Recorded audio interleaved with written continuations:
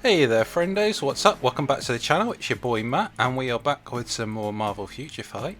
And today we're obviously going to be looking at Elektra, because apparently from seemingly out of nowhere they just decided to pick her from random and went, hey, let's give her a tier 3. No, obviously they didn't pick her from random, but that's kind of how it feels, and that's certainly the reaction that I've been seeing from a lot of the community. It's kind of a like, huh? What? Huh? Huh? Etc. And with good reason. So yeah, let's get into it. As you can see here, we are looking at our little cabal of speed characters. We have our little mutant ones over here, Angel and Domino, etc. But then we have these guys. And to be honest, there's already a couple of speed types who've been missing out from getting a tier 3 purely because I've been waiting for that drop. We know what drop I'm talking about, the drop of Green Goblin getting his tier 3, which just hasn't happened. So I don't know what is going on. So yes, we have a Daredevil who's nearly ready. Elektra we have at level 70 purely for one reason and one reason only. We have Green Goblin who has been sat diligently, patiently waiting for his tier 3 and it just hasn't happened, or Transcendent. A couple of other characters there for supports, and Wong, poor Wong, another victim of the, or Matt can only hoard 10 speed books and is waiting patiently for Green Goblin. So yeah. Unfortunately, both Daredevil and Wong have suffered because I've been waiting and expecting and hoping for Green Goblin. I really don't understand, especially now that we've seen tier 4s are a step up, but they're a transcendence or awakening from tier 3 / transcended characters. So there's no reason why Green Goblin didn't get his tier 3. It makes no sense. But anyway, yes. So here is the reason we actually even have Elektra built at all. Purely for the synergy bonus. Because as we all know, if you have these characters built up, when you go in and do your daily fragment farming, there is a chance, if you have all these characters at level 70, you can get double the drops. Obviously double the drops when you go and combine the fragments means more chances at getting a CTP potentially. Obviously with this dimensional clash story mission, with the other missions it's obviously different characters and different items. But yeah, Shadowland is the only place where I use Elektra, and even then it's only in the early stages because she's useless. She only ever got the one uniform, which was very much at the beginning of her time, in the beginning of the game's time. And you can see we have done nothing. She has had nothing because she's not been very good, basically. She's got the most bare minimum of stats on her. She's got the bare minimum of equipment with just one 4-star obelisk. We very rarely bothered with anything to do with her at all. As you can see, we've got some things over on her stats, but that's due to, again, the obelisk and my cards, as opposed to anything that she actually offers herself. The one stat I have rolled for her is ignore defense, and she's still low on that. We have only a stage 6 Power of Angry Hulk, obviously no artifact, and like I say, just very little in terms of actual investment towards her, because she hasn't been necessary for just the longest time, basically. And it is a strange one, and what I will say is I know a lot of people were expecting someone different, and the reason why is because it is the Disney Plus Moon Knight update. So a lot of people were kind of thinking, Layla, Scarlet Scarab, that would be cool. And whilst it would have been cool, let's talk about this, because we saw in other Disney Plus shows like Falcon and the Winter Soldier, we never got US Agent, which is a shame. We only really got characters that were already in. Same with What If, we got Ultron but no Captain Britain. Peggy Carter, which is a shame because they could have brought her in for Doctor Strange 2 as well. And I suppose if we're going that route, then we could also say a lot of people were clamouring for Agatha. We never got her. and the most people were clamouring for Sylvie, and we never got her. So yes, what is going on with this 250th character? Why am I highlighting Cyclops? Well, there's a reason for that, because mutants.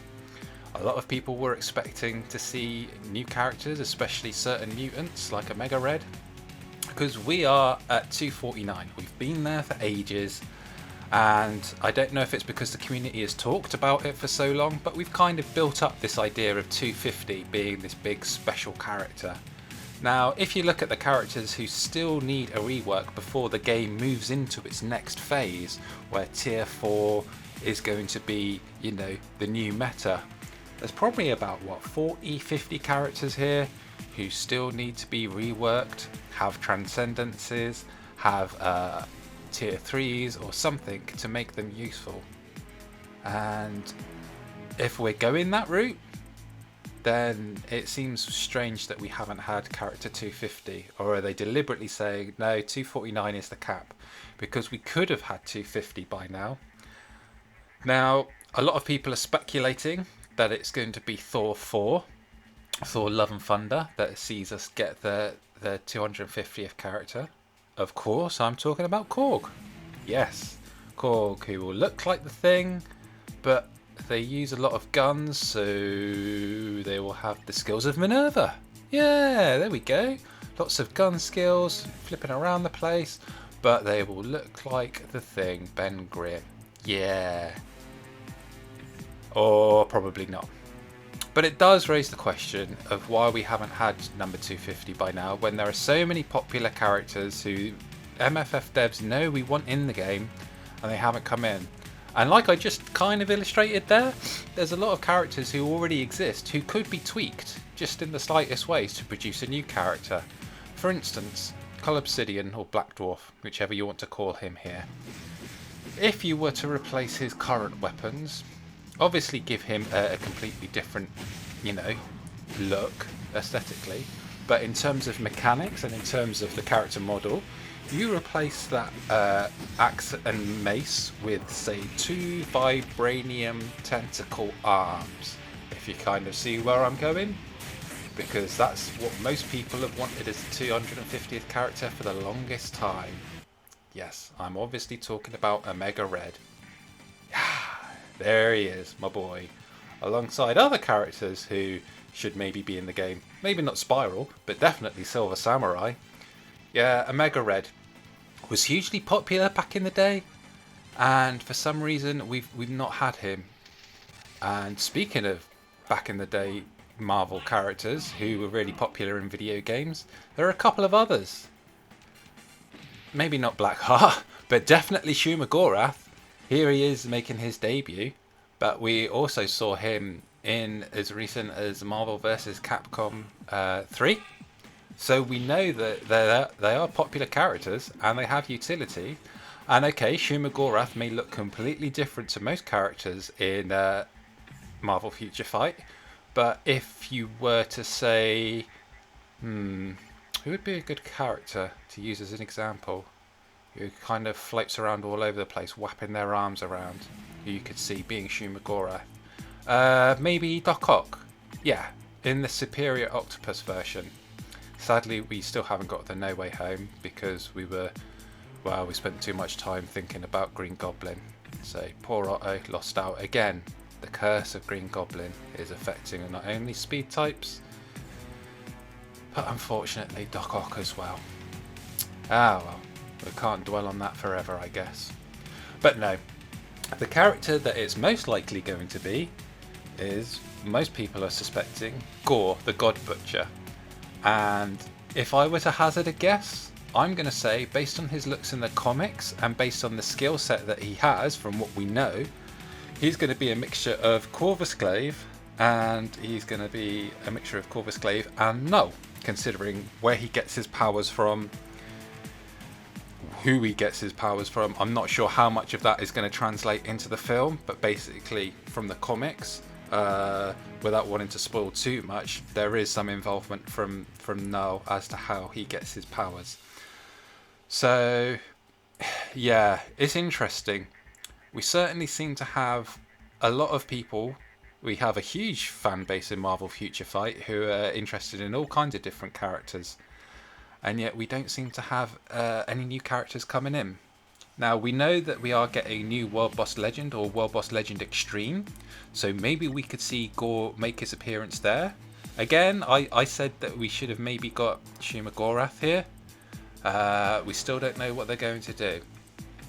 I think a lot of people also suspected that we may have got something when Doctor Strange 2 came out in forms of a Doctor Strange Deluxe pack. Now, I think the time has been and gone for a Doctor Strange Part 2 update. They may well do something when it drops on Disney Plus, you know, home release. Like they did with Spider-Man. We got No Way Home Part 2 after a long while when that finally came out on home release. But unfortunately, I think that ship has sailed. So, where else could they introduce character 250? Heroic Quest? We know that was kind of an experiment that just didn't go very well. People got Wave and White Fox because they needed them for the supports, but obviously Arachnite, you can have a look at his stats and you can see in terms of how many people have built him up and where the top players are with him, he wasn't exactly someone very popular. So that leaves either a Crystal Wall character coming in or Bio Selector or Bio Sub character coming in. Personally, I think if they're going to make a big deal of 250 and it is going to be Gore from Thor 4, then it would be nice to see it be a world boss, you know, really make a big deal about it.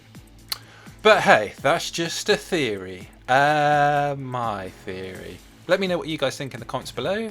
And as for poor Elektra, well, yeah, unfortunately she has been overshadowed even though she's getting her showcase, because a lot of people were expecting someone different and hoping for someone different.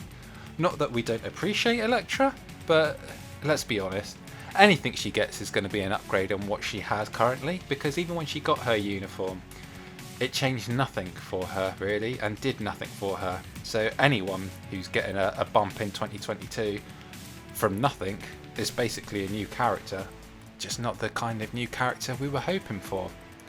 So let me know who you guys would want to see as character 250 down in the comments below. As always, thank you guys for watching. Don't forget to smash the like and subscribe buttons, and as always, I'll talk to you guys in the next one. Until then, take care, have a good day.